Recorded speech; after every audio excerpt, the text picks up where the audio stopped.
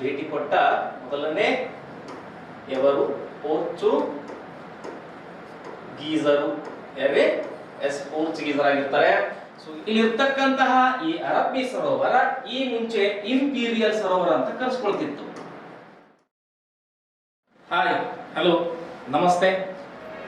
ನಾನು ನಿಮ್ಮ ಪ್ರೀತಿಯ ಮಹಂತೇಶ್ ಕಂಬಾರ್. ಸೊ ICS ವಿವಿಧ ಸ್ಪರ್ಧಾತ್ಮಕ ತರಬೇತಿ ಸಂಸ್ಥೆ ಧಾರವಾಡ. ಸೊ ಇವರಿಂದ ಮತ್ತೆ ನಿಮ್ಮೊಂದಿಗೆ ನಾನು. ಸೊ ಈಗಾಗಲೇ ನಾವು ಈ ಹಿಂದಿನ ಅವಧಿಯಲ್ಲಿ ಆಧುನಿಕ ಭಾರತದ ವಿಷಯ ವಸ್ತುವನ್ನು ತೆಗೆದುಕೊಂಡು ತರಗತಿಯನ್ನು ಮಾಡ್ತಾ ಇದ್ದೆ. ಸೊ ಈಗಾಗಲೇ ಪೋರ್ಚುಗೀಸರಿಗೆ ಸಂಬಂಧಪಟ್ಟಂತೆ ಕೆಲವಷ್ಟು ವಿಷಯಗಳನ್ನ ನಾನು ನಿನ್ನೆ ತಿಳಿಸಲಿಕ್ಕೆ ಪ್ರಯತ್ನ ಮಾಡಿದ್ದೆ. ಸೊ ವಿದ್ಯಾರ್ಥಿ ಮಿತ್ರರೇ, ಒಂದ್ಸರಿ ಅವೆಲ್ಲವನ್ನ ನಾನು ರಿಕಾಲ್ ಮಾಡ್ತೇನೆ, ನೆನಪಿಸ್ತೀನಿ. ಸೊ ಅದರ ಜೊತೆಗೆ ಇವತ್ತಿನ ತರಗತಿಯನ್ನು ಕೂಡ ನಾನು ಮುಂದುವರಿಸ್ತೀನಿ ವಿದ್ಯಾರ್ಥಿ ಮಿತ್ರರೇ. ಸೊ ಭಾರತಕ್ಕೆ ಬಂದಂತಹ ಮೊದಲನೇ ಐರೋಪ್ಯರು ಯಾರೆಂದರೆ ಪೋರ್ಚುಗೀಸರು ಆಗಿರ್ತಾರೆ. ಸೊ ಯಾರಾಗಿರ್ತಾರೆ? ಪೋರ್ಚುಗೀಸರು. ಭಾರತಕ್ಕೆ ಭೇಟಿ ಕೊಟ್ಟ ಮೊದಲನೇ ಎವರು ಪೋರ್ಚುಗೀಸರು ಯಾರೇ ಪೋರ್ಚುಗೀಸರ್ ಆಗಿರ್ತಾರೆ. ಸೊ ಇಲ್ಲಿ 1498 ಇಸ್ವಿ ನೆನ್ಪಿಡ್ರಿ. ಸೊ ಇವ್ರು ಹೋಗುದನ್ನು ಕೂಡ ನಾನು ಇವತ್ತಿನ ತರಗತಿಯಲ್ಲಿ ಹೇಳ್ತೇನೆ. ಸೊ ಮೇ ಎಷ್ಟನೇ ತಾರೀಕು? 17ನೇ ತಾರೀಕು ದಿನಾಂಕ ಅಂತ ಹೇಳ್ತೇನೆ. ಓಕೆ. ನಂತರದಲ್ಲಿ ಭಾರತಕ್ಕೆ ಭೇಟಿ ಕೊಟ್ಟವರು ಯಾರೆಂದರೆ ಡಚ್ಚರು ಆಗಿರ್ತಾರೆ. ಸೊ ಇವ್ರದು 1596ರಿಂದ ಒಂದು ಕಾಲಾವಧಿ ಪ್ರಾರಂಭ ಆಗ್ತದೆ. ಸೊ ಹಾಗೆ ಡಚ್ಚರ ನಂತರ ಭಾರತಕ್ಕೆ ಭೇಟಿ ಕೊಟ್ಟವರು ಯಾರೆಂದರೆ ಬ್ರಿಟಿಷರು ಅಂತ ಆಗ್ತದೆ. ಸೊ ಆ ಬ್ರಿಟಿಷರು ಎಲ್ಲರಿಗೂ ಗೊತ್ತದೆ 1600 ಡಿಸೆಂಬರ್ 31ನೇ ತಾರೀಕಿನಂದು. ಸೊ ಇವರ ನಂತರ ಭಾರತಕ್ಕೆ ಭೇಟಿ ಕೊಟ್ಟವರು ಯಾರೆಂದರೆ ಡೇನರು. ಸೊ ಇವರು 1616ರಲ್ಲಿ ಭಾರತಕ್ಕೆ ಭೇಟಿ ಕೊಟ್ಟದ್ದು. ಹಾಗೆ ಕೊನೆಯದಾಗಿ ಬಂದವರು ಯಾರು ಎಂದರೆ ಫ್ರೆಂಚರಾಗಿರ್ತಾರೆ. ಯಾರಾಗಿರ್ತಾರೆ? ಫ್ರೆಂಚರಾಗಿರ್ತಾರೆ. ಸೊ 1664ರಲ್ಲಿ ಭಾರತಕ್ಕೆ ಭೇಟಿ ಕೊಟ್ಟರು. ಸೊ ಇವುಗಳನ್ನ ಈಗಾಗಲೇ ಸಾಕಷ್ಟು ಸಾರಿ ಪೊಲೀಸ್ ಪರೀಕ್ಷೆಗಳಲ್ಲಿ ಮಾಡಿರ್ತಕ್ಕಂಥ ಪ್ರಶ್ನೆಗಳು ಕಾಲಾನುಕ್ರಮದಲ್ಲಿ ಇವು ಸೀರಿಯಲ್ ಆಗಿ ಕೇಳ್ತಕ್ಕಂಥ ಸಂದರ್ಭಗಳು ಸೊ ಈಗಾಗಲೇ ಆಗಿ ಹೋಗ್ಯವ. ಮುಂದನ್ನು ಕೂಡ ಕೇಳಬಹುದು. ಓಲ್ಡ್ ಈಸ್ ಗೋಲ್ಡ್ ಅನ್ನುವಂತೆ ಸೊ ಮತ್ತೆ ಮತ್ತೆ ಈ ಪ್ರಶ್ನೆಗಳನ್ನ ಕೇಳಬಹುದು ಮಿತ್ರರೇ. ಸೊ ಹೀಗಾಗಿ ನಮಗೆ ಕಾಲಗಣನೆ ಇಂಪಾರ್ಟೆಂಟ್. 14ನೇ ಶತಮಾನ, 15ನೇ ಶತಮಾನ, 16, 16, 16ನೇ ಶತಮಾನ. ಓಕೆ. ಹಾಗೆ ನಿನ್ನೆಯ ದಿನ ನಾವು ನೋಡಿರ್ತಕ್ಕಂಥ ಕೆಲವಷ್ಟು ವಿಷಯಗಳನ್ನ ಮತ್ತೆ ಇಲ್ಲಿ ನಾನು ತೆಗೆದುಕೊಳ್ತೇನೆ. ಸೊ ಮೊದಲನೇದಾಗಿ ಪೋರ್ಚುಗೀಸರ ಬಗ್ಗೆ ನೋಡ್ತಾ ಇದ್ವಿ. ಪೋರ್ಚುಗೀಸರ ಮೊದಲನೇ ರಾಜ ಯಾರು ಅಂತಂದ್ರೆ ಸೊ ಇಲ್ಲಿ ನಾವು ತರಗತಿಗೆ ಬಂದಂತ ಮೊದಲನೇ ರಾಜ ಹೆನ್ರಿ. ಈತನಿಗೆ ದಿ ನ್ಯಾವಿಗೇಟರ್ ಎಂದು ಕರೆದದ್ದು. ದಿ ನ್ಯಾವಿಗೇಟರ್ ಅಂತ ಕರೆದಿತ್ತು. ಸೊ ಕಾರಣ ಏನು ಅಂತಂದ್ರೆ ಈತ ಒಂದು ನೌಕಾ ತರಬೇತಿ ಶಾಲೆಯನ್ನ ತೆಗೆದಿದ್ದು. ಸೊ ಆ ನೌಕಾ ತರಬೇತಿ ಶಾಲೆಗೆ ಜಾಯಿನ್ ಆಗ್ತಕ್ಕಂತಹ ಅಭ್ಯರ್ಥಿಗಳಿಗೆ ಸೊ ಏನ್ ಮಾಡಿದ ಅಂತಂದ್ರೆ ಹಣದ ಅಥವಾ ಹಣಕಾಸಿನ ನೆರವು ನೀಡಿದ್ದ. ಓಕೆ. ಹೀಗಾಗಿ ಆತನಿಗೆ ಅಂತ ಕರೆದಿದ್ರು ಅಂತಂದ್ರೆ ದಿ ನ್ಯಾವಿಗೇಟರ್ ಎಂದು ಕರೆದಿದ್ದರು. ಓಕೆ. ಇನ್ನ ಹಾಗೆ ಮತ್ತೊಬ್ಬನ ಹೆಸರು ತಗೊಂಡಿದ್ವಿ. ಸೊ ಎರಡನೇ ಜಾನ್ ಅಂತ. ಎಷ್ಟನೇ ಜಾನ್ ರೀ? ಎರಡನೇ ಜಾನ್ ಅಂತ. ಸೊ ಇವನು ಒಂದು ತಂಡವನ್ನ ಕಟ್ಟಿದ. ಯಾವ ತಂಡ ಅಂದ್ರ ನೌಕಾ ತರಬೇತಿ ಶಾಲೆ ಇದ್ದಂತದಲ್ಲಿ.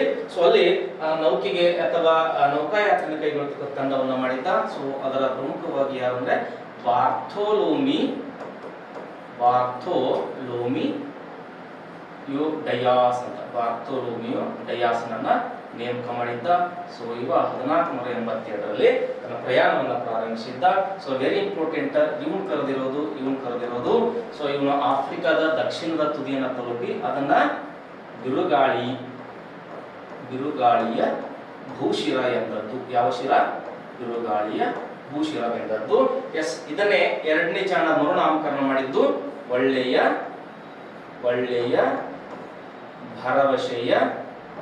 ಭರವಸೆಯ ಭೂಶಿರ ಅಂತ ಕರೆದಿತ್ತು. ಸೊ ಇಂಗ್ಲಿಷ್ ನಲ್ಲಿ Cape of Sturm, Cape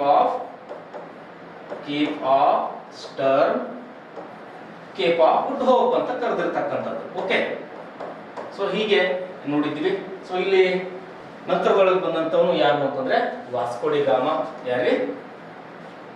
so ಇಮ್ಯಾನುವೆಲ್ನ ಒಂದು ರಾಯಭಾರಿಯಾಗಿ ಯಾರ ರಾಯಭಾರಿ? ಇಮ್ಯಾನ್ಯುಯಲ್ನ ಅಥವಾ ಎಮ್ಯಾನ್ಯುಯಲ್ ಅಂತ ಕರಿತೀವಿ. ಸೊ ಇಮ್ಯಾನ್ಯುಯಲ್ನ ರಾಯಭಾರಿಯಾಗಿ ಭಾರತಕ್ಕೆ ಭೇಟಿ ಕೊಟ್ಟವ ಯಾರು ಅಂತಂದ್ರೆ ವಾಸ್ಕೋ ಡ ಗಾಮ. ಸೊ ಇವನು ಬಂದಂತ ಹಡಗು ಎಸ್ ಸಾವೋ ಗೇಬ್ರಿಲ್. ಯಾವ್ದ್ರಿ? ಸಾವೋ ಗೇಬ್ರಿಲ್. ಓಕೆ. ಸೊ ಒಟ್ಟು 118 ಜನ ಸಿಬ್ಬಂದಿ ಇದ್ದು, ಹಡಗುಗಳ ಸಂಖ್ಯೆ ಎಷ್ಟು ಅಂತ ಹೇಳಿದ್ದೆ? ಎಸ್ 4 ಅಂತ ಹೇಳಿದ್ದೆ. ಸೊ ಇವನು ಪ್ರಯಾಣವನ್ನ ಆರಂಭಿಸಿದ್ದು ಸೊ ಜುಲೈ 8ನೇ ತಾರೀಕು. ಸೊ 1497ನೇ ವರ್ಷ. 1497 ಬಂದು ಇಳಿದಿತ್ತು 1498 ಮೇ 17. ಸೊ ಇಲ್ಲಿ ಇರ್ತಕ್ಕಂಥದ್ದು ಅದೇ. ಸೊ ಇಲ್ಲಿ ವಾಸ್ಕೋ ಡಿ ಗಾಮ ಭಾರತಕ್ಕೆ 3 ಸಾರಿ ಭೇಟಿ ಕೊಟ್ಟ ಅಂತ ಹೇಳಿದ್ದೆ. 1501, 2ರಲ್ಲಿ ಹಾಗೆ 1524ರಲ್ಲಿ. ಸೊ ಈತನ ನಂತರ ಭಾರತಕ್ಕೆ ಭೇಟಿ ಕೊಟ್ಟವರು ಯಾರು ಅಂದ್ರೆ ಕೇಬ್ರಾಲ್ ಅಂತ ಹೇಳಿದ್ದೆ. ಕೇಬ್ರಾಲ್. ಸೊ ಈತ ಬ್ರೆಜಿಲಿನ ಅನ್ವೇಷಕನಾಗಿದ್ದು, ಸೊ ಇವನು 1500ನೇ ವರ್ಷ. ಸೊ ಮಾರ್ಚ್ 9ನೇ ತಾರೀಕು ತನ್ನ ಪ್ರಯಾಣ ಪ್ರಾರಂಭಿಸಿ ಏಪ್ರಿಲ್ 22ಕ್ಕೆ ಬಂದಿಳಿದಿದ್ದ.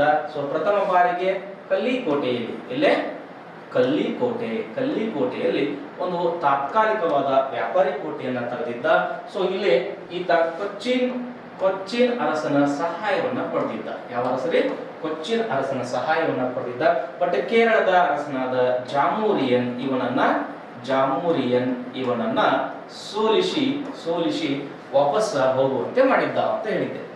ಸೊ ಹಾಗೆ ಮತ್ತೆ ಭಾರತಕ್ಕೆ ಗಾಮನ ಭೇಟಿ ಆಗ್ತದೆ. ಸೊ 1501ರಲ್ಲಿ. ಸೊ 1501ರಲ್ಲಿ ಭೇಟಿ ಆಗ್ತದೆ. ಸೊ 3 ವರ್ಷಗಳ ಕಾಲ ಈ ಗಾಮ ಭಾರತದಲ್ಲಿ ಉಳಿದ. ಸೊ ಈ ದಟ್ ಟೈಮ್ ಜಾಮೋರಿನ ನಡುಕ ಏನಾಯ್ತು ಅಂದ್ರೆ ಸಣ್ಣ ಒಂದು ಯುದ್ಧ ಆಗ್ತದೆ. ಯಾವ ಕಾರಣಕ್ಕೆ ಅಂದ್ರೆ ಗಾಮ ಅರಬ್ಬರನ್ನ ಕೈ ಬಿಡು ಅಂತ ಗಾಮಾಣಿಗೆ ಹೇಳಿದ್ರು. ಇಷ್ಟ ಆಗಿರಲಿಲ್ಲ. ಅದಕ್ಕೆ ಗಾಮಾಣಿಗೂ ಮತ್ತು ಸೊ ಜಾಮೋರಿಯನ್ ಅರಸನಿಗೆ ಏನಾಗಿತ್ತು ಅಂದ್ರೆ ಜಗಳ ಆಗಿತ್ತು, ಯುದ್ಧ ಆಗಿತ್ತು. ಆ ಯುದ್ಧದಲ್ಲಿ ಗಾಮ ಗೆದ್ದಿದ್ದ ಅಂತ ಹೇಳಿದ್ದೆ. ಸೊ ಗೆದ್ದು ವಾಪಸ್ ತನ್ನ ತಾಯ್ನಾಡಿಗೆ ಮರಳಿದಾಗ ಅಲ್ಬುಕರ್ಕ್ ಅಂತಕ್ಕಂಥ ಒಬ್ಬ ನೌಕಾನಾಯಕ ಅಥವಾ ನೌಕಾಪಡೆಯ ನಾಯಕನನ್ನು ನೇಮಿಸಿದ್ನಲ್ಲ. ಸೊ ಮತ್ತೆ ಆ ನೌಕಾಪಡೆ ನಾಯಕನಿಗೂ ಸೊ ಈ ನಮ್ಮ ಜಾಮೋರಿಯನ್ ಅರಸನಿಗೂ ಏನಾಗ್ತದೆ ಅಂದ್ರೆ ಯುದ್ಧ ಆಗ್ತದೆ. ಆ ಸಂದರ್ಭದಲ್ಲಿ ಅಲ್ಬುಕರ್ಕ್ ಯಾಕಂತಾರೆ? ಸೊ ಅಲ್ಬುಕರ್ಕ್ ಮತ್ತೆ ಈತನೊಂದಿಗೆ ಯುದ್ಧವನ್ನ ಮಾಡಿ, ಮೀನ್ಸ್ ಜಾಮೋರಿಯನ್ ಅರಸನೊಂದಿಗೆ ಯುದ್ಧವನ್ನ ಮಾಡಿ ಕೊಚ್ಚಿನನ್ನ ಉಳಿಸಿಕೊಂಡಿದ್ದ. ಅಲ್ಬುಕರ್ಕ್ ಅಲ್ಲಿಗೊಬ್ಬ ನಾಯಕನನ್ನ ನೇಮಿಸಿದ್ದ ಅಂತ ಹೇಳಿದೆ. ಡುಯಟ್ ಪಾಚಿಕೋ ಅನ್ನೋನ್ನ. ಸೊ ಈತನಿಗೆ 100 ಜನ ಸಿಬ್ಬಂದಿಯನ್ನ, ಸೈನಿಕರನ್ನ ಕೊಟ್ಟು ಅಲ್ಬುಕರ್ಕನು ಕೂಡ ತನ್ನ ತಾಯ್ನಾಡಿಗೆ ಮರಳಿದ್ದ. ಎಸ್. ಹಾಗೆ ಇಲ್ಲಿ ವೆರಿ ಇಂಟ್ರೆಸ್ಟಿಂಗ್ ಏನು ಅಂತಂದ್ರೆ ಅಲ್ಬುಕರ್ಕ್ ವಾಪಸ್ ತನ್ನ ತಾಯ್ನಾಡಿಗೆ ಮರಳಿ ಹೋದ ಮೇಲೆ ಸೊ ಹೊಸದೊಂದು ಪೋರ್ಚುಗೀಸರ ಒಂದು ಪ್ರವೃತ್ತಿ ಅಥವಾ ಒಂದು ಅಧಿಕಾರಿ ವರ್ಗ ಪ್ರಾರಂಭ ಆಗ್ತದೆ. ಸೊ ಅದನ್ನ ಪೋರ್ಚುಗೀಸ್ ಗವರ್ನರ್ ಅಂತ ಕರಿಬಹುದು. ಯಾವ ಗವರ್ನರ್? ಪೋರ್ಚುಗೀಸರ ಗವರ್ನರ್ಗಳ ಒಂದು ಕಾಲಾವಧಿ ಅಂತ ಹೇಳ್ಬೋದು. ಅಟ್ ಫಸ್ಟ್ ಟೈಮ್ ಭಾರತಕ್ಕೆ ಬಂದಂತಹ ಪೋರ್ಚುಗೀಸರ ಗವರ್ನರ್ ಯಾರು ಎಂದರೆ ಫ್ರಾನ್ಸಿಸ್ಕೋ ಡಿ ಅಲ್ಮಿಡಾ ಅಂತ ತಿಳ್ಕೊಂಡು. ಸೊ 1505ರಿಂದ 1509ರವರೆಗೆ ಪೋರ್ಚುಗೀಸರ ಮೊದಲ ಗವರ್ನರ್ ಆಗಿ ಸೊ ಅಲ್ಮಿಡಾ ಭಾರತಕ್ಕೆ ಬಂದ. ಬರಬೇಕಾದ್ರೆ ಈ ಪೋರ್ಚುಗೀಸರ ಒಂದು ನಿಯಮವನ್ನ ಮಾಡಿದ್ರು. ಏನು ಅಂತಂದ್ರ, ಯಾರು ಭಾರತ ದೇಶಕ್ಕೆ ಗವರ್ನರ್ಗಳಾಗಿ ಹೋಗ್ತಿರಲ್ಲ, ಸೊ ನಿಮಗ 3 ವರ್ಷದ ಒಂದು ಕಾಲಾವಧಿ ಅಂತ ಅಗ್ರಿಮೆಂಟ್. ಎಷ್ಟು ವರ್ಷಗಳ ಕಾಲ? ಅದು 3 ವರ್ಷದ ಮಟ್ಟ. ಸೊ ಇಂಟಿಗ್ರೇಟೆಡ್ ಆಗಿ ನೀನು ಇರಬಹುದು, ಅಲ್ಲಿ ಗವರ್ನರ್ ಆಗಿ ಆಡಳಿತವನ್ನು ಮಾಡಬಹುದು ಅಂತ ಇತ್ತು. ಸರಿ, ಭಾರತಕ್ಕೆ ಭೇಟಿ ಕೊಟ್ಟಂತಹ ಈ ಅಲ್ಮಿಡಾ ಅಟ್ ಫಸ್ಟ್ ಟೈಮ್ ಒಂದು ಬೆಸ್ಟ್ ಕೆಲಸವನ್ನ, ಮೊದಲನೇ ಕೆಲಸ ಏನು ಅಂತಂದ್ರೆ, ಈಗಾಗಲೇ ಕೊಚ್ಚಿನ ಕೇವಲ ತಾತ್ಕಾಲಿಕವಾಗಿ ಏನಾಗಿತ್ತು ಅಂತಂದ್ರೆ ವ್ಯಾಪಾರಿ ಕೋಟೆಯಾಗಿತ್ತು. ಬಟ್ ಈ ಅಲ್ಮೇಡಾ ಭಾರತಕ್ಕೆ ಬಂದ ತಕ್ಷಣಕ್ಕೆ ಮಾಡಿರ್ತಕ್ಕಂಥದ್ದು ಕೊಚ್ಚಿನ್ ಅನ್ನ ಶಾಶ್ವತ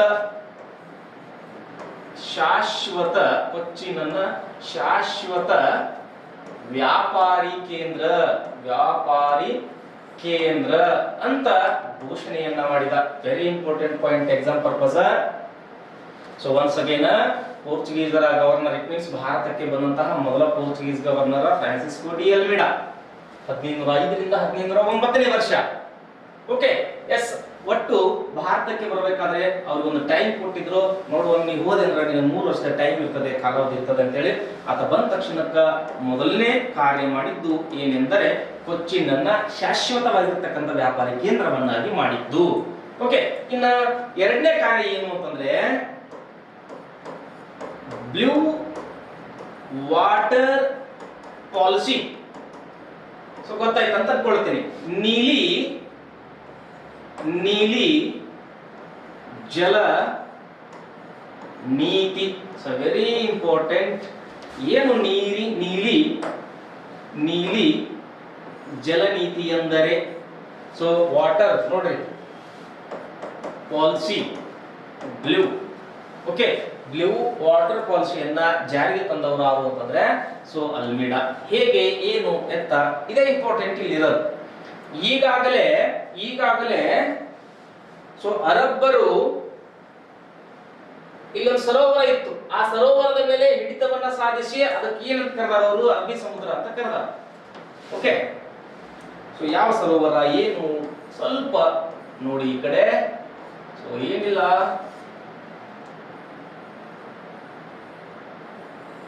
ಸೊ ಒಂದು ಕಚ್ಚಾ ನಕ್ಷೆ ಇರಲಿ. ಸೊ ಇಲ್ಲಿ ಹರಿದಿರ್ತಕ್ಕಂತಹ ಎಲ್ಲರಿಗೂ ಗೊತ್ತದೆ, ಇದನ್ನ ನಾವು ಅರಬ್ಬಿ ಸಮುದ್ರ ಅಂತೀವಿ. ಯಾವ ಸಮುದ್ರ ಅಂತೀವಿ? ಅರಬ್ಬಿ ಸಮುದ್ರ ಅಂತ ಕರಿತೀವಿ. ಓಕೆ, ಸೊ ಎರಡನೇದು ನಮ್ಮೊಂದು ಸರೋವರ ಅದೇ ಹಿಂದೂ ಮಹಾಸಾಗರ ಅಂತಿದೆ, ಹಿಂದೂ ಮಹಾಸಾಗರ. ಓಕೆ, ಸೊ ಇಲ್ಲಿ ಬರ್ತೀನಿ ನಾನು. ಇಲ್ಲಿ ಇರ್ತಕ್ಕಂತಹ ಈ ಅರಬ್ಬಿ ಸರೋವರ ಈ ಮುಂಚೆ ಇಂಪೀರಿಯಲ್ ಸರೋವರ ಅಂತ ಕರೆಸ್ಕೊಳ್ತಿತ್ತು. ಯಾವ ಸರೋವರ ಇದು? ಇಂಪೀರಿಯಲ್ ಸರೋವರ ಅಂತ ಕರೆಸ್ಕೊಳ್ತಿತ್ತು. ಯಾವಾಗ ಅಂದ್ರೆ 6 ಮತ್ತು 7ನೇ ಶತಮಾನದ ಹೊತ್ತಿಗೆ ಅರಬ್ಬರು ಈ ಇಂಪೀರಿಯಲ್ ಸರೋವರದ ಮೇಲೆ ಹಿಡಿತವನ್ನ ಸಾಧಿಸಿ ಅದಕ್ಕೆ ಅರಬ್ಬಿ ಸಮುದ್ರವೆಂದು ನಾಮಕರಣವನ್ನ ಮಾಡಿದ್ರು. ಓಕೆ, ಸೊ ಹೀಗಾಗಿ ಇದು ಅರಬ್ಬಿ ಸಮುದ್ರ ಎಂದಾಯಿತು. ಓಕೆ, ಸೇಮ್ ಕಾನ್ಸೆಪ್ಟ್ ಈ ಅಲ್ಮೇಡಾ ಕೂಡ ತಲೆಯೊಳಗೆ ಇಟ್ಕೊಂಡು ಬಂದಾನ. ಸೊ ಕೊಚ್ಚಿನ್ನ ಶಾಶ್ವತ ವ್ಯಾಪಾರಿ ಕೇಂದ್ರ ಅಂತ ಘೋಷಣೆ ಮಾಡ್ಯಾನ. ಸೊ ಇಲ್ಲೊಂದು ಬ್ಲೂ ವಾಟರ್ ಪಾಲಿಸಿ ಅಂತ ಜಾರಿಗೊಳಿಸ್ಲಿಕ್ಕತ್ತಾನ. ಸೊ ಏನು ಅಂತಂದ್ರೆ ರೀಸನ್, ಇಲ್ಲಿ ಏನು ಸಮುದ್ರಯಾನ ಅಂತ ಬರ್ತದಲ್ಲ, ಈ ಸಮುದ್ರಯಾನದ ಮೇಲೆ ನಮ್ಮ ನೌಕಾಪಡೆಯಿಂದ ಹಿಡಿತವನ್ನ ಸಾಧಿಸುವಂತಹ ಒಂದು ಪದ್ಧತಿ, ಒಂದು ನೀತಿ ಅಂತ ತಿಳ್ಕೊಂಡು ಅದನ್ನು ಜಾರಿಗೆ ತಂದವನು ಯಾರು ಅಂತಂದ್ರೆ ಸೊ ಈ ಅಲ್ಮೇಡಾ. ವಿದ್ಯಾರ್ಥಿ ಮಿತ್ರರೇ, ಜ್ಞಾಪಕದಲ್ಲಿರಲಿ. ಸೊ ಇಲ್ಲಿ ಹಿಂದೂ ಮಹಾಸಾಗರದ ಹಿಡಿತ ತಗೋಬೇಕು ಅಂತ ಪ್ಲಾನ್ ಹಾಕಿದ್ದ. ಸೊ ಹಾಗೆ ಇಟ್ ಮೀನ್ಸ್ ಅರಬ್ಬಿ ಸಮುದ್ರದ ಮೇಲೆ ಹಿಡಿತವನ್ನ ಸಾಧಿಸಿದ್ರೆ ಆಯ್ತು. ಇಲ್ಲಿ ಬರ್ತಕ್ಕಂತಹ ಈ ಈಜಿಪ್ಟ್ನ ಸುಲ್ತಾನನಿಗೆ ಇದು ಇಷ್ಟ ಆಗಿಲ್ಲ. ಸೊ ನೆನಪಿರಲಿ, ಆಫ್ರಿಕಾದ ತುದಿ ಏನಿದಲ್ಲ ಆ ರೀತಿಯಾಗಿ ಸೊ ಇಲ್ಲಿ ಈಜಿಪ್ಟ್ ಸುಲ್ತಾನ್, ಇಟ್ ಮೀನ್ಸ್ ಇತರೆ ರಾಷ್ಟ್ರಗಳು ಜಲಮಾರ್ಗದ ಮೂಲಕ ವ್ಯಾಪಾರ ವಹಿವಾಟು ಮಾಡ್ತಿದ್ವು ಅಂತ ಅರ್ಥ. ಸೊ ಅವೆಲ್ಲವನ್ನ ತಡಿಬೇಕು ಅಂತ ತಿಳ್ಕೊಂಡು ಪೋರ್ಚುಗೀಸರ ಈ ಗವರ್ನರ್ ಅಲ್ಮೇಡಾ ಸೊ ನೀರಿನ ಮೇಲೆ ಹಿಡಿತವನ್ನ ಸಾಧಿಸುವ ಸಲುವಾಗಿ ಬ್ಲೂ ವಾಟರ್ ಪಾಲಿಸಿಯನ್ನ ಜಾರಿಗೆ ತರ್ತಾನೆ. ಸೊ ಇದು ಯಾರಿಗೆ ಇಷ್ಟ ಆಗಿಲ್ಲ ಅಂತಂದ್ರೆ ಈಜಿಪ್ಟ್ ಸುಲ್ತಾನನಿಗೆ ಇಷ್ಟ ಆಗಿಲ್ಲ. ಸೊ ಹೀಗಾಗಿ ಈಜಿಪ್ಟ್ ಸುಲ್ತಾನ ಏನಪ್ಪ ಅಂತಂದ್ರ ಸೊ ಇಲ್ಲಿ ಹಿಂದೂ ಮಹಾಸಾಗರದ ಮೇಲೆ ದಾಳಿ ಮಾಡ್ರೆ ಪೋರ್ಚುಗೀಸರ ನೆಲೆಗಳನ್ನ ಏನ್ ಮಾಡ್ಬಿಟ್ಟು ಧ್ವಂಸಗೊಳಿಸ್ರಿ ಅಂತ ಆಜ್ಞೆಯನ್ನ ಕೊಟ್ಟಿದ್ದ. ಅದರ ಜೊತೆಗೆ ಇದೇ ವೇಳೆಯಲ್ಲಿ ಈ ಅಲ್ಮೇಡಾ ದಿಯು ದಮನ್ ಭಾಗದಲ್ಲಿ ತನ್ನ ಮಗನ ಕರ್ಕೊಂಡು ಹೋಗಿದ್ದ. ಈ ಹೊತ್ತಿನೊಳಗೆ ಈಜಿಪ್ಟಿನ ಒಂದು ಸೈನಿಕರ ಪಡೆ ಸೊ ಅಲ್ಮೇಡಾನ ಏನ್ ಮಾಡ್ತೀವಿ ಅಂತಂದ್ರೆ ಹತ್ಯೆಗೈತದೆ, ಅರ್ಥ ಆಯ್ತು ಅಂತ ಅನ್ಕೊಳ್ತೇನೆ. ಓಕೆ, ಸೊ ಹಾಗೆ ಈ ಅಲ್ಮೇಡಾನ ನಂತರ ಯಾರ ನಂತರ ಸೊ ಅಲ್ಮೇಡಾನ ನಂತರ ಭಾರತಕ್ಕೆ ಬಂದಂತಹ ವೆರಿ ಇಂಪಾರ್ಟೆಂಟ್ ಒಬ್ಬ ಗವರ್ನರ್ ಯಾರು ಅಂತಂದ್ರೆ ಪೋರ್ಚುಗೀಸರ ಗವರ್ನರ್ ಯಾರು ಎಂದರೆ ಸೊ ಈಗಾಗಲೇ ನಮ್ಗೆ ಗೊತ್ತಿರುವಂತೆ ಎಸ್ ಅಲ್ಬುಕರ್ಕಾ. ಯಾಕಂದ್ರೆ ಅಲ್ಬುಕರ್ಕಾ ಸೊ 1509 ರಿಂದ 1515ರವರೆಗೆ ಈ ಅಲ್ಬುಕರ್ಕಾ ಭಾರತದ ಪೋರ್ಚುಗೀಸರ ಗವರ್ನರ್ ಆಗಿ ಭಾರತಕ್ಕೆ ಭೇಟಿ ಕೊಟ್ಟ. ಸೊ ಇವನನ್ನೇ ಇವನ್ಗ ಒಂದು ಬೆಸ್ಟ್ ಒಂದು ಬಿರುದು ಅದೇ ಭಾರತದಲ್ಲಿ ಪೋರ್ಚುಗೀಸ್ ವಸಾಹತು ಸಾಮ್ರಾಜ್ಯ ಸ್ಥಾಪಕ ಅಂತ ಕರೀತಾರೆ. ಸ್ಥಾಪಕ. ಸೊ ವೆರಿ ಇಂಪಾರ್ಟೆಂಟ್ ಇಲ್ಲಿರಲ್ಲ, ವಸಾಹತು ಸಾಮ್ರಾಜ್ಯ ಸ್ಥಾಪಕ ಯಾರಿಗೆ ಅಂತಂದ್ರೆ ಪೋರ್ಚುಗೀಸರ ಪರವಾಗಿ. ಈಗಾಗಲೇ ಎಲ್ಮಿಡ ಬಂದಿದ್ದಲ್ಲ, ಅವನು ವಸಾಹತು ಸಾಮ್ರಾಜ್ಯವನ್ನಾಗ್ಲಿ ಅಥವಾ ವಸಾಹತು ನೆಲೆಗಳನ್ನಾಗ್ಲಿ ಸ್ಟೆಪೆಬಲ್ ಆಗಿ ನಿಲ್ಲಿಸಬೇಕಂತ ಬಂದಿರಲಿಲ್ಲ. ಬಟ್ ಒಂದು ಸಾಮ್ರಾಜ್ಯವನ್ನ, ಪೋರ್ಚುಗೀಸರ ಒಂದು ಸಾಮ್ರಾಜ್ಯವನ್ನ, ಅದು ವಸಾಹತು ಸಾಮ್ರಾಜ್ಯವನ್ನು ಸ್ಥಾಪನೆ ಮಾಡಬೇಕು ಅಂತ ಭಾರತಕ್ಕೆ ಭೇಟಿ ಕೊಟ್ಟ ಬಂದವ ಯಾರು ಅಂತಂದ್ರೆ ಅಲ್ಬುಕರ್ಕನಾಗಿರ್ತಾನೆ. ಸೊ ಈಗಾಗಲೇ ಇವ 1503ರಲ್ಲಿ ಕೇವಲ ನೌಕಾಪಡೆಯ ನಾಯಕನಾಗಿ ಬಂದಿದ್ದ. ನೌಕಾಪಡೆಯ ನಾಯಕನಾಗಿ ನೇಮಕಗೊಂಡಿದ್ದ. ಆದರೆ 1509ಕ್ಕೆ ಸೊ ಪೋರ್ಚುಗೀಸರ ಗವರ್ನರ್ ಆಗಿ, ಅಂದ್ರೆ ಇಟ್ ಮೀನ್ಸ್ ಎರಡನೇ ಗವರ್ನರ್, ಪೋರ್ಚುಗೀಸರ ಎರಡನೇ ಗವರ್ನರ್ ಭಾರತಕ್ಕೆ ಬಂದಿದ್ದಾನೆ. ಓಕೆ, ಸೊ ಅವನೇ ಯಾರು ಅಂತಂದ್ರೆ ಅಲ್ಬುಕರ್ಕ. ಆದರೆ ಸೊ ಈ ವೇಳೆಯಲ್ಲಿ ಗವರ್ನರ್ ಆಗಿ ಮತ್ತೆ ಭಾರತಕ್ಕೆ ಬಂದ. ಯಾಕೆ ಗವರ್ನರ್ ಗಿರಿ ಕೊಟ್ಟರು ಅಂತಂದ್ರೆ, ಈಗಾಗಲೇ ನಮ್ಮ ಹಿಂದೂ ಅರಸ ಜಾಮೋರಿನ್ ಅಥವಾ ಮಾನವಿಕರಮನನ್ನ ಸೋಲಿಸಿದ್ ನೋಡ್ರಿ. ಸೊ ಅಲ್ಲಿ ಈತನ ಒಂದು ಪ್ರತಿಭೆ ಗೊತ್ತಾಗಿತ್ತು ಪೋರ್ಚುಗೀಸರಿಗೆ. ಸೊ ಹೀಗಾಗಿ ಈತ ಗವರ್ನರ್ ಆಗಿ ಭಾರತಕ್ಕೆ ಬಂದ. ಎಸ್, ಇಲ್ಲಿ ಬಹಳ ಇಂಪಾರ್ಟೆಂಟ್, ಇದನ್ನ ಹೈಲೈಟ್ ಮಾಡ್ಬೇಕು. ಏನು ಅಂತಂದ್ರೆ 1510ನೇ ವರ್ಷ ಬಿಜಾಪುರ, ಯಾವ ಸ್ಥಳ ರೀ? ಬಿಜಾಪುರದ ಯೂಸುಫ್ ಆದಿಲ್ ಶಾ. ಯೂಸುಫ್ ಆದಿಲ್ ಶಾ ನೋಡ್ರಿ, ವರ್ಷ 1510, ಗವರ್ನರ ಅಲ್ಬುಕರ್ಕ ಬಿಜಾಪುರದ ಯೂಸುಫ್ ಆದಿಲ್ ಶಾನ ಮೇಲೆ ದಾಳಿಯನ್ನ ಮಾಡಿ ಆತನನ್ನ ಸೋಲಿಸಿ ಆ ಬಿಜಾಪುರದ ಯೂಸುಫ್ ಆದಿಲ್ ಶಾನ ಹಿಡಿತದಲ್ಲಿ ಇದ್ದಂತಹ ಗೋವಾವನ್ನ ವಶಪಡಿಸಿಕೊಂಡ. ಸೊ ಏನನ್ನ ವಶಪಡಿಸಿಕೊಂಡ? ವೆರಿ ಇಂಪಾರ್ಟೆಂಟ್, ಗೋವಾವನ್ನು